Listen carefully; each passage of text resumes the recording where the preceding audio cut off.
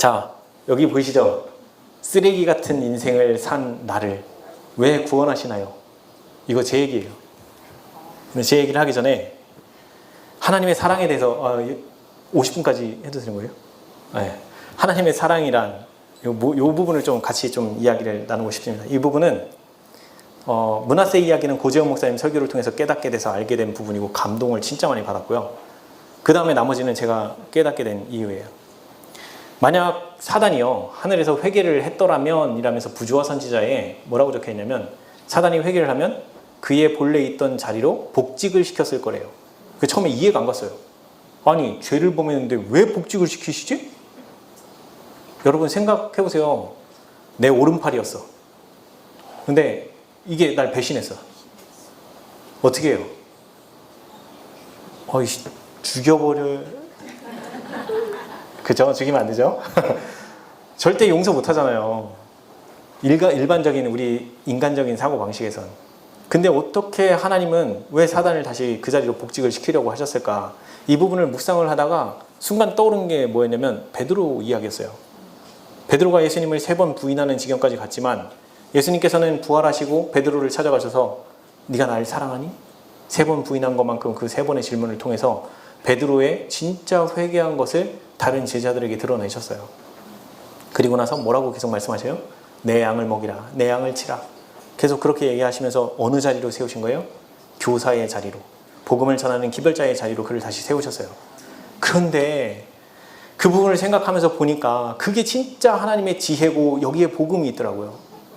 왜 그러냐면 만약에 사단이 하늘에서 타락하기 전에 그가 진짜 회개하고 그의 본래의 자리인 그룹 천사의 자리로 되돌아왔더라면 사단이 어떻게 했을까요? 자기가 속인 3분의 1의 천사 앞에 가서 무릎 꿇고 내가 잘못했노라. 돌아오라. 내가 너희들을 속였다. 제발 돌아오라. 그 이야기 하지 않았을까요? 그러면 그들이 맨 처음 타락의 시작을 먼저 보여줬던 그 사람이 회개하고 돌아가는 그 장면을 보고 그럼 그 타락했던 3분의 1의 천사가 과연 그 소리를 듣고 침묵할 수 있었을까요? 그들의 마음이 움직였을 거예요. 그럼 베드로는 자기가 뭐 했어요? 예수님을 3번 부인했어요. 정말 배신의 아이콘 중에 아이콘이라고 찍힐 정도로. 근데 그가 제자의 자리로 다시 돌아왔을 때 이 베드로에게서는 무슨 일이 일어날 수가 있어요? 어떤 죄를 짓더라도 예수님 앞에 나갈 수 있다고 용기를 주고 동정해주고 그러면서 모든 영혼들을 예수님께로 데려가는 일에 누구보다도 앞장설 수 있어요. 왜? 자기가 뭐 해봤어요? 넘어져 봤기 때문에. 이해가 되세요? 그래서 우리는 예수님께 나갈 때 넘어져 본 자가 그 넘어진 자의 마음을 이해할 수 있어요. 그렇다고 넘어졌다고 해서 낙담하고 실망하지 마세요. 그것이 내가 하나님께로 가는 길에 있어서 아주 중요한 거예요. 나의 그 쓰라린 경험들이 다른 영혼을 구원하는 일에 있어서 절대적으로 그 넘어졌던 경험이 전도 도구로 기가 막히게 사용됩니다. 그것 때문에 우리에게 실패하고 낙담하는 일들이 주어지는 거예요. 그렇지만 거기서 포기하지 마세요. 포기하면 사단의 종으로 남지만 포기하지 않고 끝까지 넘어지더라도 다시 일어나서 하나님께 의지하면 결국에는 정복하고 승리하는 기쁨을 맛봐요. 자, 오늘 여기에 므낫세 이야기 중에 므낫세가 바벨론 감옥에 한번 잡혀갑니다. 그게 대략 BC 한 627년 그 원절이더라고요. 그 600 몇십 년부터 해갖고 두 왕조, 아수르의 두 왕이 지나가는 그 사이 언제쯤에 이 므낫세가 바벨론에 붙잡혀가요. 근데 붙잡혀 가기 전에 므낫세가 유다의 왕이었습니다. 왕이었으면서 그의 아버지가 누구예요? 므낫세의 아버지 히스기야. 히스기야는 하나님을 얼마나 신실하게 따른 하나님의 선지자였습니까? 근데 그의 아들은 우리가 말하는 소리 개망난이었어요. 하나님을 모를 뿐만이 아니라 하나님의 선지자들을 다 쳐 죽이고 심지어 이사야를 톱으로 쓸어 죽여요. 그러면서 유다의 그 하나님의 성전을 다 문 닫아버리고 내팽개 쳐버리고 거기에다가 신당 세우고 우상 숭배하고 백성들에게 우상 숭배하면서 절하게 하고 이런 짓을 하면서 유다의 모든 죄악의 잔을 채운 게 누구다? 므낫세예요. 그런 므낫세가 바벨론 감옥에 잡혀가는 일이 벌어졌는데 그가 55년 동안 유다를 통치를 했었거든요. 그 중에 인생의 한 10년, 15년 정도 그 전에 바벨론에 잡혀간 거더라고요. 대략 보니까. 그래서 그가 그 감옥에 가서 그 시련과 고난 속에서 하나님을 찾았어요. 그래서 열왕기에서의 므낫세는 그냥 죽을 인생, 그리고 멸망당할 인생인 줄 알았어요. 근데 역대하에서는 므낫세가 회개했다라는 기록이 나와요. 하나님 앞에 그가 회개를 했더니 하나님이 그를 어디로 돌려요? 다시 유대 왕으로 돌렸어요. 이런 일이 있을 수 있나요? 그 전까지는 유다의 서로 왕 되려고 쳐 죽이고 뭐 이러면서 서로 왕자리 탐내고 이런 일까지 벌어지고 하는 그 자리를 왕이 다른 나라 감옥에 붙잡혀 갔다가 다시 그 나라 왕으로 되돌아오는 게 가능하냐는 얘기예요. 불가능한 일인데 그런 일들이 벌어졌고, 그렇게 돌아온 므낫세가 돌아와서 어떻게 했을까요? 자기가 이제 하나님을 만났죠. 그러니까 돌아오니까 그 은혜가 얼마나 감사하겠어요. 그래서 돌아와서 유다의 모든 백성들에게 하나님을 섬기라고 산당 치우고 막 이런 일들을 했는데 백성들이 어떻게 해요? 이미 완악해질 대로 완악해졌어요. 그리고 자기의 아들 아몬도 완악해져가지고 더 이상 돌아올 방법이 없는 거예요. 그래서 이 므낫세가 누구를 관심을 두냐면 아몬의 아들, 자기 손자 요시야의 깐난쟁이 때부터 하나님을 알려주고자 얼마나 노력했는지 몰라요. 그래서 요시야가 8세 때 왕위에 올라가는데 그 8세 때부터 하나님을 믿고 따르는 왕이 돼요. 그 어린 나이에도. 그러면서 이 요시야가 33년인가요? 30몇 년간, 31년, 609년에 요시야가 죽는데 605년에 무슨 일이 벌어지냐면 BC 609년에 요시야가 죽었어요. 그리고 만 4년 뒤에 유대의 그 바벨론이 침공을 해서 1차 침공으로 인해서 그 다니엘과 세 친구들이 잡혀갑니다. 그때 그들의 나이는 대략 15살 전후쯤 됐어요.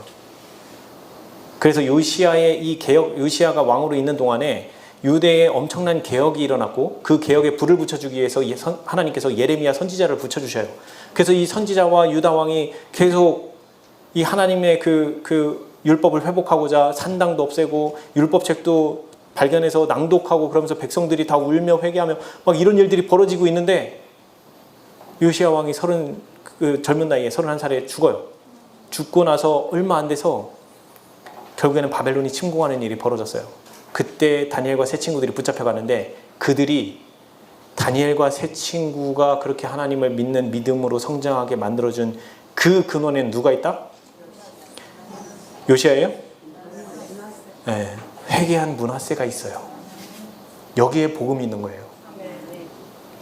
비록 그 당시 그가 살던 그 나라에 있는 유대의 백성과 그 사람들은 완악해져서 구원을 받았을지 못 받았을지 모르지만 그 회개한 한 영혼이 그 엄청난 일을 하면서 다니엘과 세 친구라는 그 인물들을 만들어내는데 기여하게 됩니다.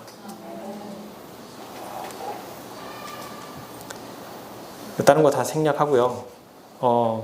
이건 이제 저의 경험이에요. 여러분들에게 오늘 이 경험 중에 하나를 좀 같이 공유하고 싶어요. 뭐 다 얘기하기에는 시간이 여유롭진 않을 것 같고요. 이게 제가 이제 여기 재림교회에 와서 이 영적 투쟁이 뭔지를 몰랐어요. 그래서 많이 갈등하고 좌충우돌하고 누가 알려주는 사람도 없고 저 혼자 성경과 예언의 신 파먹고 막 이러면서 찾아보고 여기저기 설교 찾아 듣고 그렇게 하다가 나중에 제 자아가 완전히 부서지는 경험을 한번 했습니다. 그때 제가 깨달은 게 뭐였냐면 이 죄책감의 무게를 내가 감당할 수 없었구나. 그래서 예수님께서 마태복음 11장 28절에 수고하고 무거운 짐진 자들아 다 내게로 오라. 내가 너희를 쉬게 하리니 나의 멍에를 메고 내게 배우라. 그러면 너희 마음이 쉼을 얻으리니 이는 내 멍에는 쉽고 내 짐은 가벼움이라. 여기서 수고하고 무거운 짐이 죄책의 무게구나. 이걸 내가 감당할 수 없구나 라는 것을 그때 처음으로 깨달았어요. 그래서 예수님이 나에게 오라고, 그래야 너희 마음이 쉼을 얻는다 라고 하는 것이 깨달아졌어요. 근데 그걸 깨달았다고 해서 제가 회개를 했냐? 진짜 그때 회개한 거죠. 회개는 그때 일어났어요. 저의 사상이 바뀌었으니까. 늘 남 비판하고 이러던 사상이 아까 그 영상 있죠. 제가 보여드렸던 거. 그게 그 언저리쯤에 봤던 영상이에요. 아, 내가 여태 속고 있었구나. 내가 보는 게 다가 아니었구나. 내가 생각하는 게 다가 아니었구나. 내가 속임을 당하고 있었구나 라는 걸 깨닫고 나서부터 그 다음부터 남의 티끌 허물 보는 거를 그게 아니고 그게 보여도 이제 무슨 생각이 나냐면 이런 나도 용서했는데 이런 나도 용서하셨는데 저 사람이 하는 저 티끌 저거 뭐라고. 그리고 만약 그 사람이 하나님을 진짜 안다라고 하면 그 사람도 용서받을 거야. 그럼 용서받을 사람을 내가 그렇게 하는 것 자체가 죄구나. 아, 그렇구나. 그러면서 이제 초점이 어디로 오기 시작했냐면 내 마음 가운데로 오기 시작하는 거예요. 그런 걸 쳐다보고 있는 내 자신이 한심스럽고 정말 어처구니가 없는 거예요. 그리스도인이라고 하는 내가. 그런데 이게 어떻게 할 줄을 모르겠는 거예요. 그러다가 우연치 않게 이것이 생각 싸움이라는 걸 힌트를 얻어서 그걸 가지고 실제 제 실전에서 접목을 하기 시작을 했어요.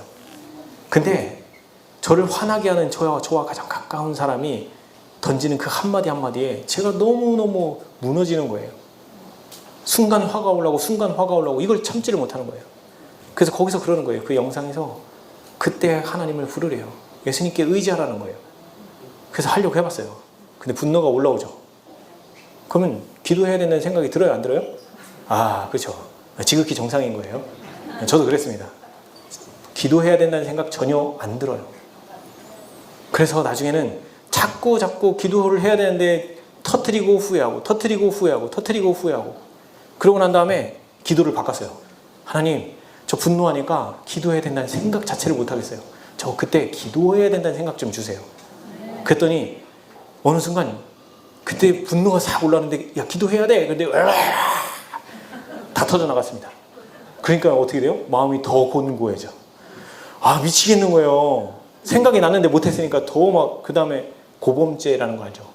성경을 잘 이해를 못하니까 여기서 또 고범죄 막 그런 생각이 들어오는 거예요. 그러니까 막 미치겠는 게 너 아는데 실패했어? 막 이런 생각이 사단이 막 넣어주는 거예요. 고범죄 원래 그런 거 아니에요.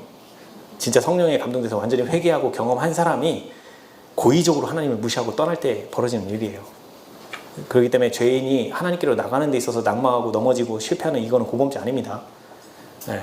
근데 저는 그때 그걸 몰랐어요. 그러니까 마음이 짓눌리고 막 거기서 나오고 그런 과정이 벌어지다가 나중에 어느 순간에 또 한 번 이제 화가 날 때 그때 머릿속에 무슨 생각이 싹 들어오냐면 야, 이제까지 실패해서 너 괴로웠잖아. 너 또 들어갈래? 그 생각이 딱 들어오는 거예요. 그러니까 이가 악물어지는 거예요. 이가 악물어지면서 하나님 도와주세요. 저 진짜 여기서 하나님 안 도와주시면 또 터집니다. 저 못 다스려요. 저 이 분노 못 다스리니까 하나님 도와주세요. 정말 죽을 힘을 다해서 불렀어요. 그게 한 5분이었는지 10분이었는지 기억이 안 나요. 근데 기가 막힌 경험이 뭐냐면 목구멍까지 차올라왔던 분노가요, 눈 녹듯이 사라지는 경험을 한 번 한 거예요. 그러면서 그때 그 한 번의 경험이요, 저로 완전히 하나님이 계시다는 걸 확신하게 했어요. 아, 살아계시구나. 이거구나. 되는구나. 저 그냥 남의 간증만 듣다가 이거 제가 해보니까 되는 거예요. 아, 이거 된다. 이제 모든 게 다 이 싸움이다.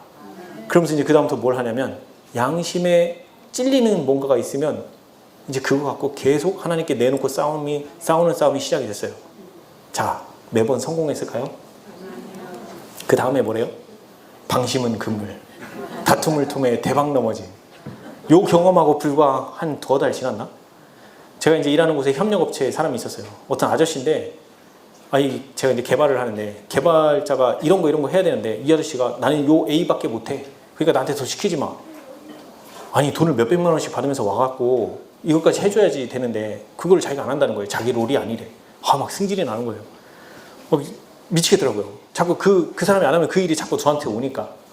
그러니까 그때는 이제 막 첫 싸움을 승리하고 된 지 얼마 안 되니까, 기도를 계속 하고 있어야 된다는 이거를 모르고 있었어요. 그러니까 어떻게 해요? 뭐라고 하니까 분노가 또 올라와요. 나중에는 이 사람이랑 대판 싸웠어요. 막 싸우고 있는데, 야, 너 지금 큰일 났어. 너 지금 넘어진 거야. 막 머릿속에 들었는데 분노가 돼갖고 막 계속 쏴지르는 거예요. 그러고 나서 망했다.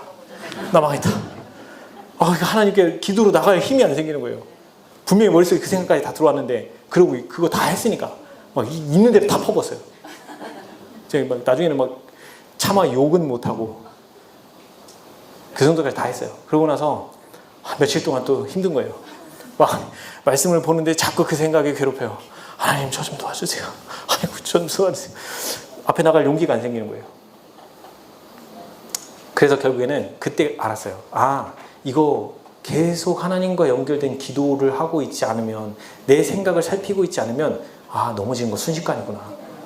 이거 계속 유지되는 게 아니구나라는 걸 그때 경험으로 확실하게 알았어요. 그거 알려주시려고 저 넘어뜨리신 것 같아요. 그 다음에 아우디 사건은 또 하나 있는데, 이거 들려드릴까요?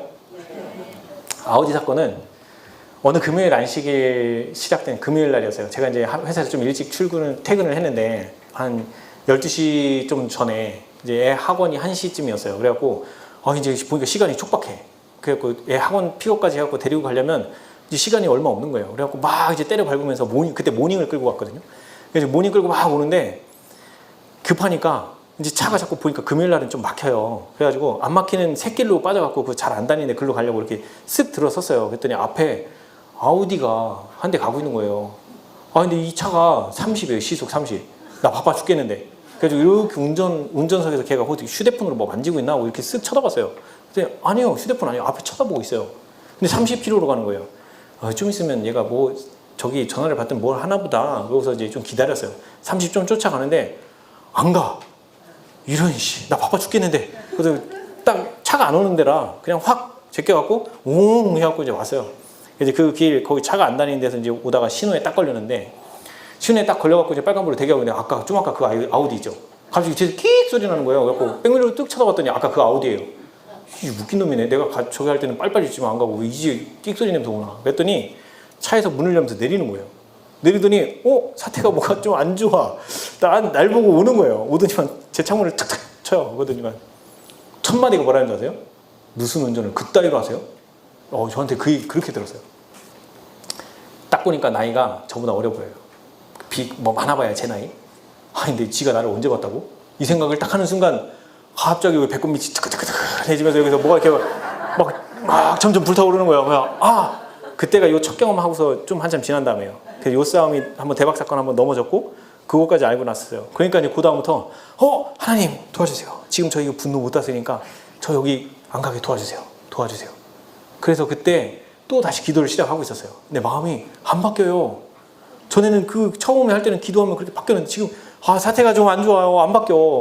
근데 지금 이놈이 창문 밖에서 뭐라고 하냐면, 나오시라고. 뭐 하냐고. 그래가지고 제가 왜 나가야 되냐고. 그랬더니 딱 한마디가, 나와서 차 닦으래요. 이건 또 무슨 생뚱맞은 소리냐고. 왜 내가 차를 닦아야 되고, 왜 내가 나가서 네 차를 닦아야 돼? 이 생각을 하니까 또 막 끌어오르는 거예요. 그래서 하나님 도와주세요. 저 이거 마음 좀 바꿔주세요. 어떻게 해야 되냐고요. 저 피할 길을 열어달라고. 가만히 생각을 해보니까 제가 가서 안 닦으면 싸움을 하게 된 거예요. 지금 애 픽업도 해야 되는데 여기서 싸워? 픽업? 그리고 오늘 무슨 날? 금요일. 안식일? 예비일. 지금 어떡하지? 어쨌든 하나님의 방법대로 해야 되는데 고민을 하다가 마음은 안 바뀌었어요. 나가서 싸워서 이길 것 같지도 않고 그래서 싸우는 것도 포기했고, 닦기 싫어 죽겠는데 기분 더럽게 나쁜 표정으로 뭐 닦을 게 있나 하고 봤더니 무릎 담요가 있어요. 무릎 담요를 끄집어내서 정말 닦기 싫은 표정으로. 그런데 갑자기 머릿속에 무슨 생각이 쓱 드냐면, 야, 너 이미 자존심 굽혔네? 라는 생각이 싹 들어오는 거예요. 그러네. 이미 닦고 있잖아. 야, 그럼 빨리 닦자. 빨리 닦고, 빨리 나 지금 갈 게 바쁘니까 빨리 닦아주자. 그래서 이제 한 손으로 하는 거를 두 손으로 막 닦기 시작했어요. 근데 그때 마음이 또 바뀌는 거예요. 야, 이왕 닦아주는 거 너 옛날에 세차 해봤잖아. 그러니까 기분 좋게 닦아주자. 그냥 빨리 닦아주고 그냥 빨리 가자. 그래갖고 그래? 확 닦아줬어요. 그런데 여기도 됐네? 여기도 됐네? 여기도 됐네? 그럼 이제 적극적으로 닦아줬어요. 다 닦아주니까 이미 마음은 뭐 분노하는 감정은 다 날아갔고요. 이제 마음은 바뀌었어요. 근데 이제 궁금한 거예요. 내가 왜 닦아야 되는지를 알아야 될 거 아니에요. 난 지금 이유도 모르고 닦고 있었는데. 그래가지고 그 친구한테 물어봤어요. 내가 진짜 궁금해서 그러는데 내가 차를 왜 닦아야 되는 거예요? 물어봤어요. 근데 그 친구가 뭐라고 얘기하냐면, 이제 얘기를 하는 거예요. 자기가 방금 전에 한 80만 원인가 한 돈 100만 원 좀 안 되게끔 해갖고 차에 왁스, 튜닝, 뭐 그 다음에 세차 뭐 해갖고 차에다 공을 들여놓은 거예요. 근데 지금 제가 가려고 했던 그 길이 우회도로인데 거기가 전날에 비가 와가지고 물웅덩이가 있었던 거예요. 그러니까 어떻게 해요? 물이 튈까봐. 그래서 사사사사사 가고 있었는데 웬 모닝이 뒤에 있다가 옆에서 이렇게 촥 추월하면서 옹 가는데 물웅덩이를 콱 뒤치면서 물이 운전석부터 해갖고 이렇게 싹 튄 거예요. 열이 받죠. 그 친구가 그 얘기를 하는데, 그 얘기를 다 듣고 나니까 제가 뭐라고 얘기했는지 아세요? 나 같아도 열받았겠다. 내가 그 심정 이제 알겠다. 내가 진짜 미안하다고. 그때는 진심 어린 사과가 나오더라고요. 그러면서 그 친구랑 그렇게 해서 헤어졌어요. 헤어지고 돌아오는데, 그때 처음으로 알았어요. 이 목구멍에서 싸울 때 그 마음이 바뀔 때까지 싸우는 그 경험과 마음 안 바뀌었는데 내가 행동을 하면서 마음이 바뀌는 경험. 이거 뭔가 다르다. 이거 또 다른 경험이네? 그러면서 야, 하나님 기가 막히다. 어쨌든 저쨌든 피할 길을 이렇게 열어주시고 안 다퉜고 나는 지금 가면서 찬양하고 찬미하고 정말 감동의 눈물을 흘리면서 찬양을 하면서 가는 거예요. 집에 갈 때까지. 얼마나 기쁘든지 참. 이거 경험하시는 거예요. 믿음으로 말미암는 이 자아 포기는 그래서 하고 싶은 거예요. 정말 기쁘고 즐거워요. 그 포기되었을 때 오는 그 승리감이 기가 막힙니다. 여기 더러운 이기심 요거까지만 짧게 한번 할게요. 저희 교회 옆에 주유소가 있는데 세차장이 있어요. 제가 이제 주말만 되면 한 2주에 한 번씩 물을 뜨러 다녀요. 말통 20리터짜리에다가 거기 그 광천수인데 이 탄산가스가 있는 그 지하수 좋은 물이에요. 그래서 이제 그거를 저기 살려면 비싸잖아요. 2리터짜리 6묶음 해도 한 2천 몇 병, 3,000원씩 주고 사야 되는데 그거 12리터 해봐야 얼마 못 먹거든요.